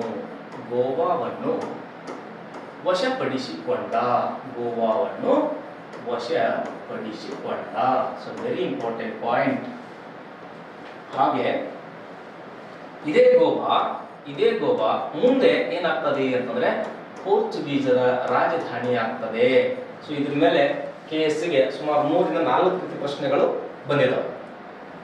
ಸೊ ಹೇಗೆ ಅಂತ ನಾನು ಬರ್ತಾ ಹೇಳ್ತಾ ಹೋಗ್ತೇನೆ. ಸೊ ಒನ್ಸ್ ಅಗೇನ್ ಅಲ್ಬುಕರ್ಕ ಯಾರಿಂದ ಗೋವಾವನ್ನು ಗೆದ್ದುಕೊಂಡ ಅಂತಂದ್ರೆ ಬಿಜಾಪುರದ ಸೊ ಯೂಸುಫ್ ಆದಿಲ್ ಶಾನಿಂದ ಗೆದ್ದುಕೊಂಡಾನ. ಸೊ ಆ ಗೋವಾ ಮುಂದೆ ಏನಾಗ್ತದೆ ಅಂತಂದ್ರ ಸೊ ಪೋರ್ಚುಗೀಸರ ರಾಜಧಾನಿ ಆಗ್ತದೆ. ಪೋರ್ಚುಗೀಸರ ಮೊದಲನೇ ವಸಾಹತು ಕೋಟೆ ಅಥವಾ ನೆಲೆ ಯಾವುದು ಅಂತ ಕೇಳಿದ್ರೆ ಕೊಚ್ಚಿನ್ ಆಗಿರ್ತದೆ. ಸೊ ರಾಜಧಾನಿ ಯಾವುದು ಅಂತ ಕೇಳಿದ್ರೆ ಗೋವಾ ಆಗಿರ್ತದೆ. ಸೊ ಇದನ್ನ ಪುಣ್ಣ ಅಂತ ಬರ್ತಾನೆ, ಅವನ ರಾಜಧಾನಿಯನ್ನಾಗಿ ಮಾಡ್ಕೊಂಡ ಅಂತ ಕೆಲವಷ್ಟು ಪುಸ್ತಕದಲ್ಲಿ ಅಧ್ಯಯನ ಮಾಡ್ತಾರೆ. ಸೊ ನಾನೇನ್ ಹೇಳುದು ಅಂತಂದ್ರೆ ಗೋವಾವನ್ನ ರಾಜಧಾನಿಯನ್ನಾಗಿ ಮಾಡಿದ್ದು ಯಾರು ಅಂತಂದ್ರೆ ಸೊ ಇದೇ ಅಲ್ಬುಕರ್ಕ. ಓಕೆ, ಎಸ್, ಹೋಗ್ಲಿ. ಈ ನಂತರದಲ್ಲಿ 1511 ಮತ್ತು 1515ರ ಹೊತ್ತಿಗೆ ಇದೇ ಅಲ್ಬುಕರ್ಕ ಸೊ ಭಾರತದ ತುಂಬಾ ವ್ಯಾಪಾರಿ ಕೋಟೆಗಳನ್ನು ತೆಗಿತಾನೆ. ಸೊ ಭಾರತದ ಗಡಿಯ ಆಚೆಗೂ ಕೂಡ ವ್ಯಾಪಾರಿ ಕೋಟೆಯನ್ನು ತೆಗಿತಾನೆ. ಸೊ ಉದಾಹರಣೆಗೆ 1511ರಿಂದ ಮಲಕ್ಕ ಅಂತ ಬರ್ತದೆ ಸ್ಥಳ, ಸೊ ಏಡನ್ ಅಂತ ಬರ್ತದೆ, ಅರ್ಮುಜ್ ಅಂತ ಬರ್ತದೆ, ಓರ್ಮುಜ್ ಅಂತ ಬರ್ತದೆ. ಸೊ ಮತ್ತೆ ಶ್ರೀಲಂಕಾದಲ್ಲಿ ವ್ಯಾಪಾರಿ ಕೋಟೆ ತೆಗಿತಾನೆ. ಸೊ ಪರ್ಷಿಯನ್ ಗಡಿಗಳಲ್ಲಿ ಕೂಡ ವ್ಯಾಪಾರಿ ಕೋಟೆಯನ್ನು ತೆಗಿತಾನೆ. ಸೊ ಹೀಗಾಗಿ ಈತನಿಗೆ ಕರೆದದ್ದು ಏನಂತಂದ್ರೆ ಪೋರ್ಚುಗೀಸರ ವಸಾಹತು ಸಾಮ್ರಾಜ್ಯ ಸ್ಥಾಪಕ ಅಂತ ಕರೀತಾರೆ ಇವಂಗ. ಸೊ ನೋಡ್ರಿ, ಸಾಕಷ್ಟು ಪ್ರಮುಖ ಸ್ಥಳಗಳಲ್ಲಿ ತಮ್ಮ ಪೋರ್ಚುಗೀಸರ ವಸಾಹತು ನೆಲೆಗಳನ್ನ ಸ್ಥಾಪಿಸಿದ್ದಕ್ಕಾಗಿ ಅಲ್ಬುಕರ್ಕನಿಗೆ ಈ ರೀತಿ ಕರೀತಾರೆ ಹೆಸರು. ಓಕೆ, ಆದ್ರೆ ಈ ಅಲ್ಬುಕರ್ಕ 1515ರಲ್ಲಿ ಮರಣವನ್ನ ಹೊಂದಿದ. ಸೊ ಈತನ ನಂತರ ಭಾರತಕ್ಕೆ ಭೇಟಿ ಕೊಟ್ಟಂತಹ ಪೋರ್ಚುಗೀಸ್ ಗವರ್ನರ್ಗಳು ಅಷ್ಟು ಸದೃಢವಾಗಿರಲಿಲ್ಲ, ಬಲಢ್ಯರಾಗಿರಲಿಲ್ಲ. ಹೀಗಾಗಿ ಪೋರ್ಚುಗೀಸರ ಅವನತಿ ಅಲ್ಬುಕರ್ಕನ ನಂತರ ಅತಿ ಈಸಿಯಾಗಿ ಪ್ರಾರಂಭ ಆಗ್ತದೆ. ಯಾಕಂದ್ರೆ ಇಷ್ಟೊತ್ತಿಗೆ ಏನು ಅಂತಂದ್ರೆ ಸುಮಾರು ಇನ್ನೊಂದು 50-70 ವರ್ಷಗಳ ಮುಂದೆ ಹೋಗ್ಬಿಟ್ವಿ ಅಂತಂದ್ರೆ ಏನಾಗ್ತದೆ, ಡಚ್ಚರ ಆಗಮನ ಆಗ್ತದೆ. ಇಲ್ಲೇ ನೋಡಿ ಜಸ್ಟ್ ಫಾರ್ ಸೊ ಈಗಾಗಲೇ ಇಲ್ಲಿ ನಾನು ಕೊಟ್ಟೆ, ನಿಮ್ಗೆ ಬಂದ ತಕ್ಷಣಕ್ಕ ಮಾಹಿತಿಯನ್ನ ಕೊಟ್ಟೆ. ಸೊ ಏನು ಅಂತಂದ್ರೆ ಇಲ್ಲಿ ನೋಡ್ರಿ, ಕಾಲಾವಧಿ ನಮಸಗೇನ ಪೋರ್ಚುಗೀಸರು ಬಂದಿದ್ದು, ಡಚ್ಚರು ಬಂದಿದ್ದು, ಇನ್ನೇನು ಬಹಳ ದೂರ ಇಲ್ಲ, ಸಮೀಪದಲ್ಲಿ ಮತ್ತೆ ಡಚ್ಚರ ಏನಾಗ್ತದೆ ಅಂದ್ರೆ ಭಾರತಕ್ಕೆ ಭೇಟಿ ಆಗ್ತದೆ. ಹೀಗಾಗಿ ಪೋರ್ಚುಗೀಸರು ತಮ್ಮ ಒಂದು ಗಟ್ಟಿಮುಟ್ಟಾಗಿರ್ತಕ್ಕಂಥ ನೆಲೆಗಳನ್ನ ಕಳೆದುಕೊಳ್ತಾ ಹೋಗ್ತಾರೆ. ಓಕೆ, ಇಲ್ಲಿ ಈ ಅಲ್ಬುಕರ್ಕನ ನಂತರ ಏನು ಅಂತ ಹೇಳಿದ್ರೆ ದುರ್ಬಲರಾಗಿದ್ದವ್ರು ಬಂದ್ರು ಅಂತ ತಿಳ್ಕೊಂಡು, ಸೊ ಆ ಕಡೆಗೆ ನಾವು ಎಕ್ಸಾಮ್ ಪರ್ಪಸ್ ಲಕ್ಷ್ಯ ಕೊಡಬೇಕಾಗಿಲ್ಲ. ಆದ್ರೆ ಭಾರತಕ್ಕೆ ಈ ಪೋರ್ಚುಗೀಸರ ಆಗಮನದಿಂದಾಗಿ ಆಗಿರ್ತಕ್ಕಂತಹ ಪರಿಣಾಮಗಳು ಏನು ಅನ್ನೋದು ಇಂಪಾರ್ಟೆಂಟ್ ಆಗ್ತದೆ. ಸೊ ಪೋರ್ಚುಗೀಸರಿಂದ ಭಾರತಕ್ಕೆ ಆಗಿರುವಂತಹ ಪ್ರಯೋಜನಗಳು ಅಥವಾ ಪರಿಣಾಮಗಳು ಏನು? Yes, very important. ವಿವಿಧ ಬೆಳೆಗಳ ಪರಿಚಯ. ಒಂದನೇ, ವಿವಿಧ ಬೆಳೆಗಳ ಪರಿಚಯ.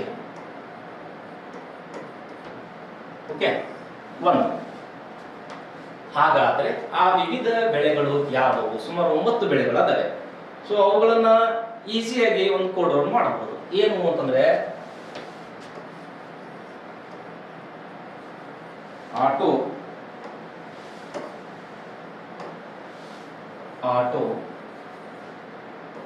ಗೇಮ್, ನೇಮ್,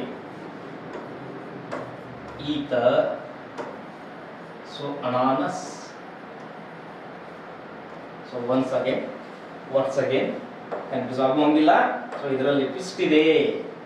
ಏನು ಬೆಳೆಗಳು? ಆಟೋ ಎಲ್ಲರಿಗೂ ಗೊತ್ತಾಗ್ತದೆ, ಆಲೂಗಡ್ಡೆ. ಸೊ ಯಾವ ಗಡ್ಡೆ? ಆಲೂಗಡ್ಡೆ. ಟೊಮ್ಯಾಟೊ ಏನ್ರಿ? ಟೊಮ್ಯಾಟೊ. Okay, yes. ಗೇರು ಬೀಜ, ಗೀರ್ ಸೀಡ್ಸ್ ಅಂತ ಇದೆ. ಗೇರು ಬೀಜ. ಮ ಅಂತ ಬರ್ದೇನೆ, ಗೇಮ್ ಅಂತ ಬರ್ದೇನೆ. ಮೆಕ್ಕೆಜೋಳ. ಯಾವ ಜೋಳ ರೀ? ಮೆಕ್ಕೆ ಜೋಳ. Okay, S. ನೇಮ್ ಅಂತ ಬರ್ದೇನೆ. ನೆಲಗಡಲೆ, ಗ್ರೌಂಡ್ ನಟ್ ಅಂತ ಕರೀತಾರ. ಸೊ ಇನ್ನ ಮೆಣಸಿನಕಾಯಿ ಬೆಳೆಗಳು, ವಿವಿಧ ಬೆಳೆಗಳ ಪರಿಚಯ. ಓಕೆ, ಸೊ ಇನ್ನ ಎಕ್ಸಾಮಿಗೆ ಬಂದಿದ್ದು ಈರುಳ್ಳಿ. ತಂಬಾಕು. ಏನ್ರಿ? ತಂಬಾಕು. Okay, S. ಲಾಸ್ಟ್ ಒನ್ ಅನಾನಸ್.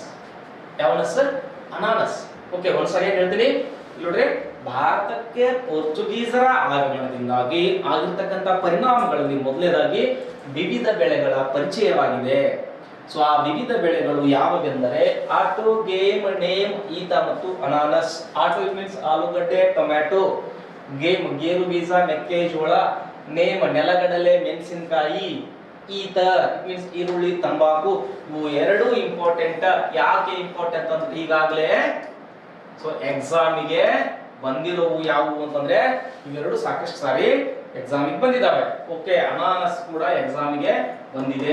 ಸೊ ಹೀಗಾಗಿ ಪೋರ್ಚುಗೀಸರ ಒಂದು ಆಗಮನದಿಂದಾಗಿ ಆಗಿರ್ತಕ್ಕಂಥ ಪರಿಣಾಮಗಳಲ್ಲಿ ಬೆಳೆಗಳ ಬೆಲೆ ಪ್ರಶ್ನೆಗಳನ್ನು ಕೇಳಿದ್ದಾರೆ. ಸೊ ಮುಂದನ್ನು ಕೂಡ ಕೇಳಬಹುದು. ಒಟ್ಟು ಎಷ್ಟು ಬೆಳೆಗಳು ಅಂತಂದ್ರೆ 9 ಬೆಳೆಗಳ ಪರಿಚಯ. ಓಕೆ, ಇದು ಕ್ಲಿಯರ್.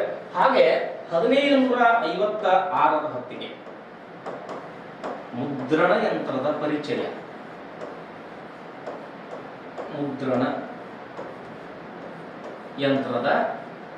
ಆಗ್ತದೆ. ಅದು ಇಲ್ಲೇ ಹೋಗ್ಬೇಕಿತ್ತು. ಸೊ ಇಲ್ಲೇ ಗೋವಾದಲ್ಲಿ ಹೋದ ಕಾರಣಕ್ಕೆ ನಾವು ಪರಿಚಯ ಆಯ್ತು ಅಂತ ಹೇಳ್ತಾರೆ. ಓಕೆ, ಸೊ ಇದನ್ನ ಜಾನ್ ಗುಟೇನ್ ಬರ್ಗ್ ನಾವ ಸಂಶೋಧನೆ ಮಾಡ್ಯಾನ ಅಂತ ಹೇಳ್ತಾರೆ. ಓಕೆ, ಸೊ ಇನ್ನ ಹಾಗೆ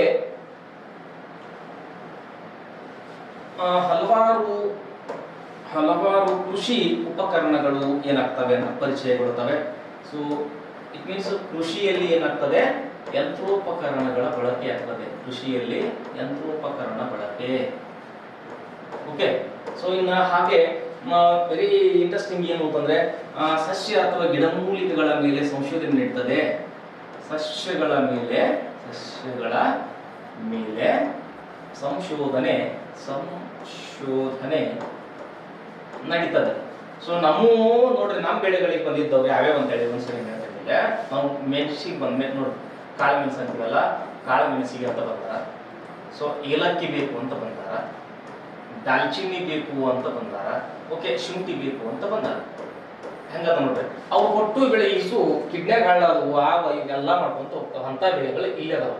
ಆಲೂಗಡ್ಡೆ ತಿಂದ್ರೆ ಏನೋ ಬ್ರೈನ್ ಸ್ಟ್ರೋಕ್ ಆಗ್ತದ ಅಂತ ಹೇಳ್ತಾರೆ. ಸೊ ಟೊಮೆಟೊ ತಿಂದ್ರೆ ಕಿಡ್ನ್ಯಾಗ ಏನಾಗ್ತಾವ, ಕಲ್ಲಾಗ್ತಾವ, ಹರಳಾಗ್ತಾವ ಅಂತ ಕೇಳಿ ಇಷ್ಟು ಹಂಗಾದವ. ತಂಬಾಕು ತಿಂತು ಅಂತಂದ್ರೆ ಕ್ಯಾನ್ಸರ್ ಬರ್ತದೆ. ಹುಡುಗಾಡ ಬೆಳೆಗಳನ್ನ ನಾವು ನಮ್ಗೆ ಪರಿಚಯ ಮಾಡಿಕೊಟ್ರೆ. ಬಟ್ ನಮ್ಮಿಂದ ಏನು ಅಂತಂದ್ರೆ ಸೊ ಅಗಾಧವಾಗಿರ್ತಕ್ಕಂಥ ಆರೋಗ್ಯ ಸಂಪತ್ತನ್ನು ಹೊಂದಿರುವಂತಹ ಪದಾರ್ಥಗಳನ್ನ ಸೊ ಅವರು ತೆಗೆದುಕೊಂಡು ಹೋಗಿದ್ದಾರೆ. ಸೊ ಆತ್ಮೀಯ ವಿದ್ಯಾರ್ಥಿಗಳೇ, ನೆನಪಿರಲಿ, ನನ್ನ ಭಾರತ, ನನ್ನ ದೇಶ, ನನ್ನ ಹೆಮ್ಮೆ ಅಂತಂದ್ರೆ ಸೊ ಇದೆ. ಸೊ ಬೇರೆ ದೇಶದವರು ಇಟ್ ಮೀನ್ಸ್ ಹೊರದೇಶದವರು ಭಾರತಕ್ಕೆ ಭೇಟಿ ಕೊಡ್ತಾರೆ ಅಂತಂದ್ರ ನಮ್ಮ ಭಾರತದಲ್ಲಿ ಕೇವಲ ಧನ ಸಂಪತ್ತಲ್ಲ, ಸೊ ಆರೋಗ್ಯ ಸಂಪತ್ತು ಕೂಡ ಇದೆ ಅಂತಕ್ಕಂಥ ಎಷ್ಟೋ ವಿಷಯಗಳನ್ನು ತಿಳ್ಕೊಂಡೇ ಭಾರತಕ್ಕೆ ವಿದೇಶಿಯರ ದಾಳಿಗಳಾಗುವುದು. ಓಕೆ, ಇರಲಿ. ಇನ್ನು ಇವುಗಳ ನಂತರ ಸೊ ಇನ್ನೊಂದು ವೆರಿ ಇಂಟ್ರೆಸ್ಟಿಂಗ್ ಪಾಯಿಂಟ್ಗಳು ಏನು ಅಂತಂದ್ರೆ ಭಾರತಕ್ಕೆ ಭೇಟಿ ಕೊಟ್ಟ ಮೊದಲ ಪೋರ್ಚುಗೀಸ್ ಪಾದ್ರಿ ಯಾರು ಅಂತ ಕೇಳಬಹುದು. ಲೂಯಿ ಸೆಲ್ವಡಾರ್. ಲೂಯಿ ಸೆಲ್ವಡಾರ್ ಅಂತ ಹೇಳ್ತಾರೆ. ಓಕೆ, ಎಲ್ಲಿಗೆ ಭೇಟಿ ಕೊಟ್ಟ ಅಂತಂದ್ರೆ ಅಂಜದ್ ದ್ವೀಪ ಅಂತ ಹೇಳ್ತೀವಿ. ಯಾವ ದ್ವೀಪ? ಸೊ ಅಂಜದ್ ದ್ವೀಪ. ಸೊ ಈ ಪೋರ್ಚುಗೀಸ್ ಕ್ರೈಸ್ತ ಮಿಷನರಿಗಳು ಅಥವಾ ಪಾದ್ರಿಗಳು ಚರ್ಚನ್ನ ಕಟ್ಟಲಿಕ್ಕೆ ಸುಮಾರು 1500ನೇ ವರ್ಷದಲ್ಲಿ ನಮ್ಮ ವಿಜಯನಗರದ ವೀರ ನರಸಿಂಹ ಅಂತ ಅರಸ ಇದ್ದ. ಸೊ ಅವನ ಅಪ್ಪಣೆಯನ್ನ ಪಡಿತಾರೆ. ಓಕೆ, ಹಾಗೆ 1567ರ ಹೊತ್ತಿಗೆ ದಯಾಪುರಂ ಎಂಬಲ್ಲಿ ಒಂದು ಧರ್ಮ ಸಮ್ಮೇಳನವನ್ನ ಮಾಡ್ತಾರೆ. ಯಾವ ಸಮ್ಮೇಳನ? ಧರ್ಮ ಸಮ್ಮೇಳನ. ಯಾಕಾಗ್ತದೆ ಅಂತ ಗೊತ್ತಾಗತ್ತ. ಸೊ ಏನು ಅಂತಂದ್ರೆ ಮತಾಂತರಗೊಳಿಸುವಂತಹ ಒಂದು ಪ್ರಕ್ರಿಯೆ ಪೋರ್ಚುಗೀಸರಿಂದ 1567ರಲ್ಲಿ ಪ್ರಾರಂಭ ಆಗಿದೆ ಮಿತ್ರರೇ. ಸೊ ಆದರೆ ಇದು ನಮ್ಮ ವಿಜಯನಗರದ ಅರಸರಿಂದ ಏನಾಗ್ತದೆ, ಸೊ ಹೀಗೆ ಮಾಡಬಾರ್ದು ಅಂತ ತಿಳ್ಕೊಂಡು ಕ್ಯಾನ್ಸಲ್ ಆಗ್ತದೆ. Okay, yes. ಹಾಗೆ ಇನ್ನಷ್ಟು ವಿಷಯಗಳನ್ನು ನೋಡ್ತಾ ಹೋಗೋಣ. ಇಲ್ಲಿ ಕೇಳಿರ್ತಾರೆ ನೀವು, ಗೋವಾದೊಳಗದೆ ಆ ಬಾಡಿ ಸಂತ ಕ್ಷೇವಿಯರ್ ಅಥವಾ ಜೀವಿಯರ್ ಅಂತ ಇದೆ. ಸೊ ಇವನು ಭಾರತಕ್ಕೆ ಭೇಟಿ ಕೊಟ್ಟಂತಹ ಮತ್ತೊಬ್ಬ ಪೋರ್ಚುಗೀಸ್ ಅಥವಾ ಪಾದ್ರಿ ಅಂತ ಕರಿತೀವಿ, ಸಂತ ಅಂತ ಬೆಳೆಸಿದ್ದಾರೆ. ಸೊ ಇವನ ಸಮಾಧಿ ಈಗಲೂ ಕೂಡ ಇಲ್ಲಿ ಐತಿ ಅಂತಂದ್ರೆ ಗೋವಾದಾಗ, ಅಂದ್ರೆ ಇಲ್ಲೇ ಸತ್ಕಾರಣಕ್ಕ ಸೊ ಹಿಂಗ ಅಂತ ಹೇಳ್ತಾರೆ. So yes. ಹಾಗೆ ಇನ್ನು ಇವ್ರು ಕೆಲವಷ್ಟು ಪ್ರಮುಖವಾಗಿರ್ತಕ್ಕಂಥ ಇನ್ನೂ ಇಷ್ಟು ಅಂಶಗಳು ಏನು ಅಂತಂದ್ರೆ ಇಲ್ಲಿ ಪ್ರಮುಖವಾಗಿ ನೋಡಬೇಕಾಗಿರೋದು ನಮ್ಮ ರಾಣಿ ಅಬ್ಬಕ್ಕಾಗಿದೆ. ಯಾರಿ? ರಾಣಿ ಅಬ್ಬಕ್ಕ ದೇವಿ ಅಂತ ಹೇಳ್ತೀವಿ. ಪೋರ್ಚುಗೀಸರನ್ನ ಎದುರಿಸಿದಂತಹ ಭಾರತೀಯ ವೀರ ನಾರಿ ಯಾರು ಅಂತಂದ್ರೆ ರಾಣಿ ಅಬ್ಬಕ್ಕ ದೇವಿ. ಸೊ ಇಲ್ಲಿ ಯಾರನ್ನ ಎದುರಿಸಿದ? ಕಡಲ್ಗಳ್ಳರು ಅಂತ ಹೇಳ್ತಾರೆ. ಪೋರ್ಚುಗೀಸ್ ಕಡಲ್ಗಳ್ಳರು. ಈ ಪೋರ್ಚುಗೀಸ್ ಕಡಲ್ಗಳ್ಳರ ಮೂಲ ನೆಲೆ ಯಾವುದು ಅಂತಂದ್ರೆ ಬಂಗಾಳದ ಹುಬ್ಳಿ. ಎಲ್ಲಿಯ ಹುಬ್ಳಿ? ಬಂಗಾಳದ ಹುಬ್ಳಿಯನ್ನ ತಮ್ಮ ಪ್ರಮುಖ ನೆಲೆಯಾಗಿಸಿಕೊಂಡಿದ್ದವರು ಪೋರ್ಚುಗೀಸಿನ ಕಡಲ್ಗಳ್ಳರು. ಅದು ನೆನಪಿರಲಿ. ಸೊ ಅವನ್ನ ಎದುರಿಸಿದವರು ಯಾರು ಅಂತಂದ್ರೆ ರಾಣಿ ಅಬ್ಬಕ್ಕಾದೇವಿ. ಹಾಗೆ ಈ ಪೋರ್ಚುಗೀಸರು ನಮ್ಮ ಒಂದು ಅತಿ ಇಂಪಾರ್ಟೆಂಟ್ ಪ್ಲೇಸ್ ಆಗಿರ್ತಕ್ಕಂತಹ ರಾಷ್ಟ್ರಕೂಟರ ಒಂದು ಕಲಾ ಕೇಂದ್ರ. ರಾಷ್ಟ್ರಕೂಟರ ಕಲಾ ಕೇಂದ್ರ. ಸೊ ಯಾವುದು ಅಂತಂದ್ರೆ ಗೊರವಪುರಿ ರಾಷ್ಟ್ರಕೂಟರ ಕಲಾ ಕೇಂದ್ರವಾದ ಗೊರವಪುರ ಅಥವಾ ಗೊರವಪುರಿಗೆ ಇದೇ ಪೋರ್ಚುಗೀಸರು ಏನಂತ ಹೆಸರು ಕೊಟ್ಟರು ಅಂತಂದ್ರೆ ಎಸ್ ಎಲಿಫೆಂಟಾ ಎಂದು ಕರೆದರು. ಏನಂತ ಕರೆದ್ರೆ ಎಲಿಫೆಂಟಾ ಅಂತ ನಾಮಕರಣ ಮಾಡಿದವರು ಯಾರು ಅಂದ್ರೆ ಪೋರ್ಚುಗೀಸರು. ಹಾಗಾದ್ರೆ ಈ ಪೋರ್ಚುಗೀಸರ ಬಗ್ಗೆ ಇಷ್ಟೆಲ್ಲ ಮಾಹಿತಿ ಇರುವ ಕಾರಣಕ್ಕೆ ಇನ್ನೂ ಏನು ಸಾಕಷ್ಟು ವಿಷಯ ಇದೆ. ಏನು ಅಂತಂದ್ರೆ ಇಷ್ಟೆಲ್ಲ ಹೆಸರು ಕೊಡಾಕರು ಬೆಳೆಗಳನ್ನ ಪರಿಚಯ ಮಾಡ್ಲಿಕ್ಕತ್ತಿದ್ದಾರೆ, ಕಳ್ಳತನ ಮಾಡ್ಲಿಕ್ಕತ್ತಿದ್ದಾರೆ, ಅವ್ರನ್ನ ಎದುರಿಸ್ತಕ್ಕಂಥ ರಾಣಿ ಅಬ್ಬಕ್ಕದೇವಿ ಇದ್ದಾರೆ. ಇಷ್ಟೆಲ್ಲ ಇದ್ರು ಕೂಡ ಇನ್ನೂ ಏನು ವಿಷಯ ಅಂತಂದ್ರೆ ಇವರು ಕೊನೆಯವರೆಗೂ ಇವ್ರ ಕೈಯಲ್ಲಿ ಉಳಿದಿರ್ತಕ್ಕಂಥದ್ದು ಒಂದು 3 ನೆಲೆಗಳು ಇವ್ರ ಕೈಯಲ್ಲಿ ಉಳಿದಿದ್ದು. ಸೊ ಯಾವ್ಯಾವು ಅಂತಂದ್ರೆ ಒಂದು ದಿಯು, ಮತ್ತೊಂದು ದಮನ್, ಲಾಸ್ಟ್ ಒನ್ ಗೋವಾ. ಪರೀಕ್ಷೆಯಲ್ಲಿ ಪ್ರಶ್ನೆ ಆಗಿದ್ದು ಭಾರತಕ್ಕೆ ಭೇಟಿ ಕೊಟ್ಟ ಮೊದಲ ಯುರೋಪಿಯನ್ನರು ಯಾರು? ಪೋರ್ಚುಗೀಸರು. ಭಾರತದಿಂದ ಕಾಲ್ಕೆತ್ತಿದ ಕೊನೆಯ ಐರೋಪ್ಯ ರಾಷ್ಟ್ರದವರು ಯಾರು ಅಂತ ಕೇಳಿದ್ರು ಅಂತಂದ್ರೆ ಪೋರ್ಚುಗೀಸರಾಗಿರ್ತಾರೆ. ಕೊನೆಯವರೆಗೂ ದಿಯು ದಮನ್ ಇತ್ತು, ಬರಬರ್ತಾ ಅವು ಕೂಡ ಹೋಗಿ ಕೊನೆಯವರೆಗೂ 1961ರವರೆಗೂ ಕೂಡ ಗೋವಾ ಪೋರ್ಚುಗೀಸರ ನೆಲೆಯಾಗಿತ್ತು. ಓಕೆ, ಹಾಗಾದ್ರೆ ಈ 1961ರವರೆಗೆ ಪೋರ್ಚುಗೀಸರ ನೆಲೆಯಾದ ಗೋವಾವನ್ನ ಈ ಗೋವಾ ಅಂತಕ್ಕಂಥ ಸ್ಥಳದಿಂದ ಪೋರ್ಚುಗೀಸರನ್ನ ಹೊರಗೆ ಹಾಕಬೇಕು ಅಂತಂದ್ರೆ ನೋಡ್ರಿ, ನಮ್ಗೆ ಸ್ವತಂತ್ರತೆ ಸಿಕ್ಕದ, ನಾವು ಸ್ವತಂತ್ರರಾಗಿವಿ. ಈ ವೇಳೆಯಲ್ಲಿ ಆಪರೇಷನ್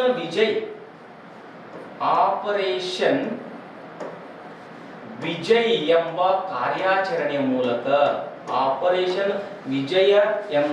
ಕಾರ್ಯಾಚರಣೆಯ ಮೂಲಕ ಗೋವಾದಿಂದ ಪೋರ್ಚುಗೀಸರನ್ನ ಡಿಸೆಂಬರ್ 19ನೇ ತಾರೀಕಿಗೆ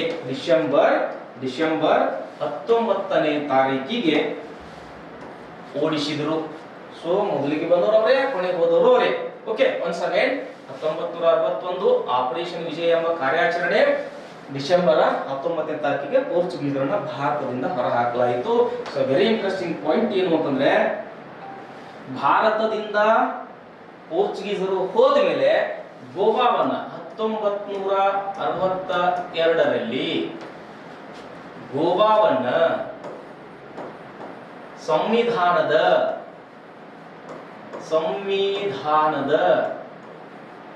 12ನೇ ತಿದ್ದುಪಡಿ ಮೂಲಕ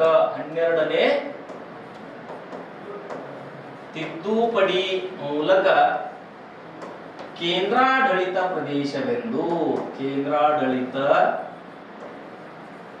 ಪ್ರದೇಶವೆಂದು ಘೋಷಿಸಲಾಯಿತು. ಘೋಷಣೆಯಾಯಿತು. Very important point.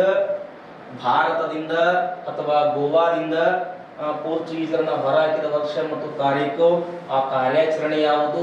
ಗೋವಾ ಮತ್ತೆ 1962ಕ್ಕೆ ಏನಾಗಿದೆ ಅಂದ್ರೆ ಸಂವಿಧಾನದ ಎಷ್ಟನೇ ತಿದ್ದುಪಡಿ ಅಂತಂದ್ರೆ 12ನೇ ತಿದ್ದುಪಡಿ ಮೂಲಕ ಕೇಂದ್ರಾಡಳಿತ ಪ್ರದೇಶ ಆಗಿದೆ. ಹಾಗೆ ಇನ್ನೊಂದು ವರ್ಷ ಅಂತಂದ್ರೆ 1987ರಲ್ಲಿ ಇದೇ ಗೋವಾ ಎಷ್ಟನೇ ರಾಜ್ಯವಾಗಿ 25ನೇ ರಾಜ್ಯ ಅಂತ ಘೋಷಣೆಯಾಗ್ತದೆ. ಅತಿ ಚಿಕ್ಕ ರಾಜ್ಯ ಯಾವುದು ಎಂದರೆ ಗೋವಾ ಅಂತ ಎಲ್ಲರಿಗೂ ಗೊತ್ತದೆ. ಹಾಗಾದರೆ ಈ ಪೋರ್ಚುಗೀಸರ ಅವನತಿಗೆ ಕಾರಣವಾಗಿರ್ತಕ್ಕಂತಹ ಪ್ರಮುಖ ಅಂಶಗಳು ಯಾವುವು ಅಂತ ನೋಡುವುದು ವೆರಿ ಮಹತ್ವದ್ದು. ಏನು, ಹೇಗೆ, ಎತ್ತ ಅನ್ನೋದನ್ನ ಇಲ್ಲಿ ನೋಡೋಣ. ಪೋರ್ಚುಗೀಸರ ಅವನತಿಗೆ ಪ್ರಮುಖ ಕಾರಣಗಳು. ಒಂದಂತೂ ಇವರು ಬ್ರೆಜಿಲ್ನ ಕಡೆಗೆ ಗಮನ ಹರಿಸಿದ್ರು. ಎರಡನೇದ್ದು ಇಷ್ಟೊತ್ತಿಗೆ ಇಟ್ ಮೀನ್ಸ್ 1565ರಲ್ಲಿ ವಿಜಯನಗರ ಏನಾಗ್ತದೆ, ಪತನವನ್ನು ಹೊಂದುತ್ತದೆ. Very important point. ಇಲ್ಲಿ ನೋಡಿ, ಅಲ್ಬುಕರ್ಕ ಭಾರತಕ್ಕೆ ಗವರ್ನರ್ ಆಗಿ ಭಾರತಕ್ಕೆ ಭೇಟಿ ಕೊಟ್ಟಾಗ ನಮ್ಮ ವಿಜಯನಗರದ ಅರಸರು ಶ್ರೀ ಕೃಷ್ಣದೇವರಾಯರಿಗೆ ಪೋರ್ಚುಗೀಸರ ಕುದುರೆಗಳು ಬೇಕಿದ್ದವು. ಅವರು ಗೋವಾಗಳು ಕೋಟೆ ಕಟ್ಕೊಳ್ಬೇಕಾಗಿತ್ತು. ಈ ಸಂಬಂಧದಿಂದಾಗಿ ಏನಾಗ್ತದೆ ಅಂತಂದ್ರೆ ಪೋರ್ಚುಗೀಸರಿಗೂ ಮತ್ತು ವಿಜಯನಗರದ ಅರಸರಿಗೆ ಏನಾಗಿತ್ತು, ಫ್ರಾನ್ಸಿಪ್ ಇತ್ತು, ಸ್ನೇಹ ಬಾಂಧವ್ಯ ಇತ್ತು. ಇಲ್ಲಿ ಮತ್ತೆ ಸಪೋರ್ಟ್ ಮಾಡ್ತಕ್ಕಂಥ ವಿಜಯನಗರ ಸಂಸ್ಥಾನವೇ ಇಲ್ಲ ಅಂದಮೇಲೆ ಯಾವುದು ಏನಾಗ್ತದೆ, ಅಭದ್ರಗೊಳ್ಳುತ್ತದೆ. ಇನ್ನ ಮತ್ತೊಂದು ಏನು ಅಂತಂದ್ರೆ ಮೊಘಲರ ವಿರೋಧ. ಅದರಂತೆ ಮೊಘಲರಿಗೆ ಓಕೆ. So very interesting. ಇನ್ನೊಂದು ಪಾಯಿಂಟ್ ಏನು ಅಂತಂದ್ರೆ ಪೋರ್ಚುಗಲ್ ಸ್ಪೇನ್ನ ವಶ ಆಗ್ತದೆ. 1580ರಿಂದ 1640ರವರೆಗೂ ಪೋರ್ಚುಗಲ್ ಸ್ಪೇನ್ನ ಹಿಡಿತದಲ್ಲಿ ಇರ್ತದೆ. Very important. ಲಾಸ್ಟ್ ಒಂದು ಪಾಯಿಂಟ್ ಏನು ಅಂತಂದ್ರೆ ಶಹಜಹಾನ್ ಪೋರ್ಚುಗೀಸರ ಮತ್ತೊಂದು ಪ್ರಮುಖ ನೆಲೆಯಾಗಿರ್ತಕ್ಕಂತಹ ಹುಬ್ಳಿಯನ್ನ 1432ರ ಹೊತ್ತಿಗೆ ವಶಕ್ಕೆ ಪಡೆದ್ಬಿಟ್ಟ. ಸೊ ಹೀಗಾಗಿ ಅವ್ರಿಗೆ ಏನ್ ಕೊರತೆ ಆಯಿತು ಅಂತಂದ್ರೆ ಸಂಪನ್ಮೂಲದ ಕೊರತೆ ಆಯಿತು. ಸೊ ದೂರದ ಪ್ರಾಚ್ಯ ದೇಶದಿಂದ ಭಾರತಕ್ಕೆ ಸೈನಿಕ ಸಂಪನ್ಮೂಲ ಬೇಕಾಗ್ತದೆ, ಸೊ ಯುದ್ಧ ಸಂಪನ್ಮೂಲಗಳು ಬೇಕಾಗ್ತವೆ. ಸೊ ಹೀಗೆ ಹಲವಾರು ಕಾರಣಗಳಿಂದಾಗಿ ಪೋರ್ಚುಗೀಸರು ಭಾರತದ ಒಂದು ನೆಲದಲ್ಲಿ ಗಟ್ಟಿಯಾಗಿ ನಿಲ್ಲಲಿಕ್ಕೆ ಸಾಧ್ಯವಾಗಲಿಲ್ಲ ಮಿತ್ರರೇ. ಸೊ ಒನ್ಸ್ ಅಗೇನ್ ಎಲ್ಲವನ್ನು ಕೂಡ ನಾನು ಇವತ್ತು ಹೇಳಿರ್ತಕ್ಕಂಥ ತರಗತಿಯಲ್ಲಿ ರಿಪೀಟ್ ಮಾಡ್ಕೊತಾ ಬರ್ತೀನಿ. ಸೊ ವೆರಿ ಇಂಪಾರ್ಟೆಂಟ್ ಪಾಯಿಂಟ್ಗಳು ಇವತ್ತಿನ ಈ ತರಗತಿಯಲ್ಲಿ ಇರುವುದು. ಸೊ ನಂತರದಲ್ಲಿ ಡಚ್ಚರ ಬಗ್ಗೆ, ಬ್ರಿಟಿಷರ ಬಗ್ಗೆ, ಹಾಗೆ ಡೇನರ ಬಗ್ಗೆ, ಫ್ರೆಂಚರ ಬಗ್ಗೆ. ಸೊ ಇವೆಲ್ಲವೂ ಏನು ಅಂತಂದ್ರೆ ಜಸ್ಟ್ ಫಾರ್ ಇಂಟ್ರೊಡಕ್ಷನ್ ಇದು. ಸೊ ಇವರ ಕಥನಗಳಾಗಿರ್ಬೋದು, ಇವರ ಯುದ್ಧಗಳಾಗಿರ್ಬೋದು, ಅಥವಾ ಇವರ ಬಾಂಧವ್ಯಗಳು ಅಥವಾ ಸಂಬಂಧಗಳು ಅಂತ ಬರ್ತವೆ. ಸೊ ಎಲ್ಲವನ್ನು ನಾವು ಒಂದೊಂದು ಮುಂದೆ ಬರ್ತಕ್ಕಂಥ ಎಲ್ಲ ತರಗತಿಗಳಲ್ಲಿ ಏನು ಮಾಡೋಣ ಅಂದ್ರೆ ಸೊ ತಿಳಿತಾ ಹೋಗೋಣ. ಸೊ ವೆರಿ ಇಂಟ್ರೆಸ್ಟಿಂಗ್ ಈ ಚಾಪ್ಟರ್. ಸೊ ಒನ್ಸ್ ಅಗೇನ್ ನಾವು ಪೋರ್ಚುಗೀಸರ ಬಗ್ಗೆ ನೋಡೋದಾತು ಅಂತಂದ್ರೆ ಎಸ್. ಸೊ ಎಲ್ಲವೂ ಇರ್ತವೆ. ನೀವು ವಿಡಿಯೋನ ಆರಾಮಾಗಿ ನೋಡ್ತಾ ಸಾಗಿ. ಸೊ ಅದೇನಾಗ್ತದೆ ಅಂತಂದ್ರೆ ನೀವು ಪಾಯಿಂಟ್ ಮಾಡ್ಕೊಳ್ಳಿಕ್ಕೆ ಹೆಲ್ಪ್ ಆಗ್ತದೆ. ಸೊ ಒನ್ಸ್ ಅಗೇನ್ ಇವೆಲ್ಲವೂ ಏನು ಅಂತಂದ್ರೆ ಭಾರತಕ್ಕೆ ಭೇಟಿ ಕೊಟ್ಟಂತ ಐರೋಪ್ಯ ರಾಷ್ಟ್ರಗಳು. ಎಸ್. ಹಾಗೆ ಇದ್ರ ಜೊತೆಗೆ ಹೆನ್ರಿ ದಿ ನ್ಯಾವಿಗೇಟರ್ ಅಂತ ಕರೆದಿದ್ದು, ಎರಡನೇ ಜಾನ ಭರವಸೆಯ ಭೂಶಿರ, ಕೇಪ್ ಆಫ್ ಗುಡ್ ಹೋಪ್ ಅಂತ ಕರೆದಿರೋದು, ಬಾರ್ತೊಲೊಮ್ಯೂ ಡಯಾಸ ಕೇಪ್ ಆಫ್ ಸ್ಟರ್ನ್ ಅಂತ ಕರೆದಿರೋದು. ಎಸ್. ಹಾಗೆ ಇಮ್ಯಾನ್ಯುಯಲ್ ನೇತೃತ್ವದಲ್ಲಿ ಮೀನ್ಸ್ ಆತನ ರಾಯಭಾರಿಯಾಗಿ ವಾಸ್ಕೋ ಡಿ ಗಾಮ ಭಾರತಕ್ಕೆ ಭೇಟಿ ಕೊಟ್ಟಿದ್ದು, ಸಾವೋ ಗೇಬ್ರಿಯಲ್ ಎಂಬ ಹಡಗು, ಒಟ್ಟು 118 ಜನ ಸಿಬ್ಬಂದಿ. ಸೊ ಒಟ್ಟು ಅವನು ಪ್ರಾರಂಭ ಮಾಡಿದ ವರ್ಷ 1497 ಜುಲೈ 8ನೇ ತಾರೀಕಿಗೆ ಬಂದು ಇಳಿದಿದ್ದು ಕೇರಳದ ಕಲ್ಲಿಕೋಟೆಯ ಕಪ್ಪಡ ಅಂತಕ್ಕಂಥ ಸ್ಥಳ. ಸೊ ತಾರೀಕು ಮತ್ತೆ ವರ್ಷ ಕೂಡ ಇಲ್ಲಿದೆ, 1498 ಮೇ 17. ಓಕೆ. ಸೊ ಆದ ನಂತರ ಕೇಬ್ರಾಲ್ ಭೇಟಿ ಕೊಟ್ಟ. ಕೇಬ್ರಾಲ್ ನಂತರ ಮತ್ತೆ ಏನಾಗ್ತದೆ ಅಂತಂದ್ರೆ ಭಾರತಕ್ಕೆ ಗಾಮನ ಭೇಟಿ ಆಗ್ತದೆ. 1524ರೊಳಗೆ ಗಾಮ ಮತ್ತೆ ಭಾರತಕ್ಕೆ ಭೇಟಿ ಕೊಡ್ತಾನೆ. ಸೊ ಕೊಚ್ಚಿನಲ್ಲಿ ಸತ್ತು ಹೋಗ್ತಾನೆ. ಓಕೆ. ಕೊಚ್ಚಿನಲ್ಲಿ ಸಾಯ್ತಾನೆ, ಅದನ್ನ ನೆನಪಿರ್ಲಿ. ಓಕೆ. ಸೊ ಇನ್ನು ಹಾಗೆ ಈ ಕಡೆಗೆ ಅವ್ರ ಗವರ್ನರ್ಗಳು ಅಂತ ಬಂದಾಗ ಅಲ್ಮಿಡಾನಿಂದ ಪ್ರಾರಂಭಗೊಳ್ತದೆ. ಸೊ ಅಲ್ಮಿಡಾನಿಂದ ಪ್ರಾರಂಭಗೊಂಡು ಅಲ್ಮಿಡಾ ಮಾಡಿರ್ತಕ್ಕಂಥ 2 ಪ್ರಮುಖ ಕಾರ್ಯಗಳು. ಒಂದು ಕೊಚ್ಚಿನ್ ಅನ್ನ ಶಾಶ್ವತ ವ್ಯಾಪಾರಿ ಕೇಂದ್ರ ಅಂತ ಘೋಷಣೆ ಮಾಡಿದ್ದು, ಮತ್ತೊಂದು ಬ್ಲೂ ವಾಟರ್ ಪಾಲಿಸಿಯನ್ನ ಜಾರಿಗೆ ತಗೊಂಡು ಬಂದಿದ್ದು. ಹೀಗಾಗಿ ಈಜಿಪ್ಟ್ ಸುಲ್ತಾನಿಂದ ಅಲ್ಮಿಡಾ ಏನಾಗ್ತಾನೆ ಅಂದ್ರೆ ಅವನ ಮಗ ಇಬ್ಬರು ಸತ್ತೋಗ್ತಾರೆ, ದೀವಿ ಎಂಬಲ್ಲಿ. ಓಕೆ. ಅವನ ನಂತರ ಭಾರತಕ್ಕೆ ಭೇಟಿ ಕೊಟ್ಟವನು ಅಲ್ಬುಕರ್ಕ. ಸುಮಾರು 3 ವರ್ಷ ಅಂತ ಹೇಳಿದ್ರೆ ಇಲ್ಲಿ 2 ಟೈಮ್ ಆಗ್ತದೆ. ಒಂದು 3 ವರ್ಷ ಮಾಡಿದ್ರೆ ಇಲ್ಲಿ 6 ವರ್ಷಗಳು ಕೌಂಟ್ ಆಗ್ತವೆ. ಓಕೆ. ಎಸ್. ಇನ್ನು ಹಾಗೆ ಈ ಅಲ್ಬುಕರ್ಕ ಭಾರತಕ್ಕೆ ಭೇಟಿ ಕೊಟ್ಟು ಒಂದು ಪ್ರಮುಖವಾಗಿರ್ತಕ್ಕಂಥ ಕಾರ್ಯವನ್ನು ಕೈಗೊಂಡ. 1510ರಲ್ಲಿ ಬಿಜಾಪುರದ ಯೂಸುಫ್ ಆದಿಲ್ಶಾಹರನ್ನು ಸೋಲಿಸಿ ಗೋವಾವನ್ನು ಗೆದ್ದುಕೊಂಡ. ಅದೇ ಮುಂದೇನಾಗ್ತದೆ ಅಂತಂದ್ರೆ ಅವರ ರಾಜಧಾನಿ ಆಗ್ತದೆ. ಸರಿ. ಇನ್ನು ಹಾಗೆ ಈ ಕಡೆಗೆ ಆತನ 1511ರಿಂದ ಹಿಡಿದು 1515 ಸಾಕಷ್ಟು ಸ್ಥಳಗಳು ಪ್ರಮುಖವಾಗಿ ಯಾವ್ಯಾವಂದ್ರೆ Malacca, so Aden, Ormuz, Sri Lanka, Persian ಭಾಗಗಳಲ್ಲಿ. ಸೊ ಹೀಗೆ ಸಾಕಷ್ಟು ಸ್ಥಳಗಳಲ್ಲಿ ಏನ್ ಮಾಡಿದ ಅಂತಂದ್ರೆ ತನ್ನ ವ್ಯಾಪಾರಿ ಕೋಟೆಯನ್ನು ಸ್ಥಾಪಿಸಿದ್ರು ಕೂಡ 1515ರಲ್ಲಿ ಸತ್ತು ಹೋಗ್ತಾನೆ. ಓಕೆ. ಇವ್ರ ನಂತರ ಬಂದಿರತಕ್ಕಂಥ ಎಲ್ಲರೂ ದುರ್ಬಲರಾಗಿದ್ದ ಕಾರಣಕ್ಕಾಗಿ ಸೊ ಆ ಪೋರ್ಚುಗೀಸರು ಏನಾಗಲಿಲ್ಲ ಅಂದ್ರೆ ನಮ್ಮ ಭಾರತದಲ್ಲಿ ಸ್ಟೆಬಿಬಲ್ ಆಗಿ ನಿಲ್ಲಲಿಕ್ಕೆ ಸಾಧ್ಯ ಆಗಲಿಲ್ಲ. ಸೊ ಅವರಿಂದ ನಮ್ಗೆ ಪರಿಚಯ ಆಗಿರ್ತಕ್ಕಂಥ ಹಲವಾರು ಬೆಳೆಗಳು ಯಾವುವು ಅಂತಂದ್ರೆ ಆಲೂಗಡ್ಡೆ, ಟೊಮೆಟೊ, ಗೇರು ಬೀಜ, ಮೆಕ್ಕೆಜೋಳ, ನೆಲಗಡಲೆ, ಮೆಣಸಿನಕಾಯಿ, ಈರುಳ್ಳಿ, ತಂಬಾಕು ಮತ್ತೆ ಅನಾನಸ್. ಎಕ್ಸಾಮ್ ಅಲ್ಲಿ ಕೇಳಿರೋದನ್ನು ಕೂಡ ನಾನು ಇಲ್ಲೇ ಹೈಲೈಟ್ ಮಾಡಿದ್ದೇನೆ. ಓಕೆ. 1556 ಮುದ್ರಣೆ ಪರಿಚಯ ಆಗ್ತದೆ ಗೋವಾದೊಳಗ. ಸೊ ಜಾನ್ ಗುಟೆನ್ಬರ್ಗ್ ಅಂತಕ್ಕಂಥ ಅದನ್ನ ಸಂಶೋಧನೆ ಮಾಡಿರ್ತಕ್ಕಂಥವ್ರು. ಕೃಷಿ ಯಂತ್ರೋಪಕರಣಗಳು ನಮ್ಗೆ ಭೇಟಿ ಆಗ್ತವೆ. ಸಸ್ಯಗಳ ಮೇಲೆ ಸಂಶೋಧನೆ ನಡೀತಿ. ಇಟ್ ಮೀನ್ಸ್ ಗಿಡಮೂಲಿಕೆಗಳು, ಔಷಧಿ. ಓಕೆ. ಸೊ ಹಾಗೆ ಇಲ್ಲಿ ಭಾರತಕ್ಕೆ ಭೇಟಿ ಕೊಟ್ಟಂತಹ ಮೊದಲನೇ ಪೋರ್ಚುಗೀಸ್ ಪಾದ್ರಿ ಯಾರು ಅಂತಂದ್ರೆ ಲೂಯಿಸ್ ಎಲ್ವಡಾರ ಅಂತ ಇರ್ತಾನೆ. ಎಲ್ಲಿಗೆ ಅಂದ್ರೆ ಅಂಜ ದ್ವೀಪಕ್ಕೆ ಆತ ವೀರನರಸಿಂಹನ ಅಪ್ಪಣೆಯನ್ನು ಪಡೆದು ಕೋಟೆಯನ್ನು ಕಟ್ಟಿ ಚರ್ಚನ ಕಟ್ಟಲಿಕ್ಕೆ ಪ್ರಾರಂಭಿಸ್ತಾನೆ. ಹಾಗೆ 1567ಕ್ಕೆ ದಯಾಪುರಂ ಎಂಬಲ್ಲಿ ಒಂದು ಧರ್ಮ ಸಮ್ಮೇಳನ ನಡೀತದೆ. ಅದನ್ನ ಮತಾಂತರ ಸಮ್ಮೇಳನ ಅಂತಾರೆ. ಅದರ ವಿಜಯನಗರ ಸಂಸ್ಥಾನದ ಒಂದು ಪತನ ಆಗಿರ್ತದೆ. ಆದ್ರೂ ಕೂಡ ಮುಂದುವರೆದಿರ್ತಕ್ಕಂಥ ಕೆಲವು ಜನ ಅದನ್ನ ಮಾಡಬಾರ್ದು ಹೀಗೆ ತಿಳ್ಕೊಂಡು. ಸೊ ಗೋವಾದಲ್ಲಿ ಒಂದು ಶರೀರವಿದೆ. ಆತ ಸಂತ ಜೀವಿಯರ್ನ ಶರೀರ ಅಂತ ಕೂಡ ಹೇಳ್ತಾರೆ. So yes. ಹಾಗೆ ಇನ್ನು ಪೋರ್ಚುಗೀಸರನ್ನ ಎದುರಿಸಿದಂತಹ ನಮ್ಮ ಭಾರತೀಯ ರಾಣಿ ಅಬ್ಬಕ್ಕದೇವಿ. ಸೊ ಈ ಕಡಲುಗಳ ಪ್ರಮುಖ ನೆಲೆ ಯಾವುದಾಗಿತ್ತು ಅಂತಂದ್ರೆ ಹೂಗ್ಲಿ ಆಗಿತ್ತು. ಸೊ ಇವರು ನಮ್ಮ ರಾಷ್ಟ್ರಕೂಟರ ಕಲಾ ಕೇಂದ್ರವಾದ ಗೊರಬಾಪುರಿಗೆ ಸೊ ಎಲಿಫೆಂಟ್ ಅಂತ ಕರೆದಿದ್ದಾರೆ. ಸೊ ಕೊನೆಯವರೆಗೂ ಏಕೈಕ ಸ್ಥಳ ಯಾವುದಂದ್ರೆ ಗೋವಾ 1960 ಆಪರೇಷನ್ ವಿಜಯ ಡಿಸೆಂಬರ್ 19ನೇ ತಾರೀಕಿಗೆ ಸೊ ಗೋವಾದಿಂದ ಅವರನ್ನ ಹೊರಗೆ ಹಾಕಿರ್ತಕ್ಕಂಥದ್ದು. ಇವರ ಅವನತಿ ಹೇಗೆ ಅಂತ ಕೇಳಿದ್ರು ಅಂತಂದ್ರೆ ಬ್ರೆಜಿಲ್ ಆ ಕಡೆಗೆ ಲಕ್ಷ್ಯವನ್ನು ಕೊಟ್ಟಿರ್ತಕ್ಕಂಥದ್ದು, ವಿಜಯನಗರ ಸಂಸ್ಥಾನದ ಪತನ, ಮೊಘಲರ ವಿರೋಧ ಕಟ್ಟಿಕೊಂಡಿದ್ದು, ಸೊ ಪೋರ್ಚುಗಲ್ ಸ್ಪೇನ್ ವಶ ಆಗಿದ್ದು 1580ರಿಂದ 1640. ಸೊ ನೆಕ್ಸ್ಟ್ ಅವಧಿ ಇಲ್ಲಿಂದನೇ ಪ್ರಾರಂಭ ಆಗ್ತದೆ. ಅದಕ್ಕೆ ಸೊ ಶಹಾಜಹಾನ ಅವರ ಪ್ರಮುಖ ನೆಲೆಯಾದ ಹುಗ್ಲಿಯನ್ನ 1632 ಗೆದ್ದುಕೊಂಡಿದ್ದು ಅವರಿಗೆ ಸಂಪನ್ಮೂಲದ ಕೊರತೆ ಆಗಿರ್ತಕ್ಕಂಥದ್ದು. ಇಷ್ಟು ಇದು ಪೋರ್ಚುಗೀಸರಿಗೆ ಸಂಬಂಧಪಟ್ಟಂತದ್ದು. ಎಲ್ಲಿ ಬೇಕಾದಲ್ಲಿ ಪ್ರಶ್ನೆಯನ್ನ ಕೇಳಿ. ಸೊ ಇಲ್ಲಿ ಒಂದು ಟಾಸ್ಕ್ ಅನ್ನ ಕೊಡ್ತೀನಿ ನಾನು. ಯಾರಿಗೆ ಪ್ರಶ್ನೆಗಳು ತೆಗಿತಕ್ಕಂಥ ಸ್ಕಿಲ್ ಇರ್ತದೆ ಅವರು ಅತಿ ಈಸಿಯಾಗಿ ಏನ್ ಮಾಡಬಹುದು ಅಂತಂದ್ರೆ ಬಹಳ ಸರಳ, ಅತ್ಯಂತ ಸಲೀಸ ಪ್ರಶ್ನೆಗಳಿಗೆ ಉತ್ತರವನ್ನು ಹಾಕ್ತಕ್ಕಂಥ ಸ್ಕಿಲ್ ಕೂಡ ಬರ್ತದೆ. ಸೊ ಹೀಗಾಗಿ ನನ್ನ ವೈಯಕ್ತಿಕವಾಗಿರ್ತಕ್ಕಂಥ ವಾಟ್ಸಪ್ ನಂಬರ್ ಕೊಡ್ತೀನಿ, ಇನ್ಸ್ಟಿಟ್ಯೂಟ್ ಕೂಡ ಇದೆ. ಸೊ 9353869646 ಇದು ನನ್ನ ವಾಟ್ಸಪ್ ನಂಬರ್ ಆಗಿರ್ತದೆ. ಒಂದು ಟಾಸ್ಕ್ ಏನು ಅಂತಂದ್ರೆ ಈ ಚಾಪ್ಟರ್ ಮೇಲೆ ಒಂದು 5 ಪ್ರಶ್ನೆಗಳನ್ನು ತೆಗೀರಿ. 5 ಪ್ರಶ್ನೆಗಳಿಗೆ ಆಪ್ಷನ್ ಅನ್ನ ಕೊಡ್ರಿ.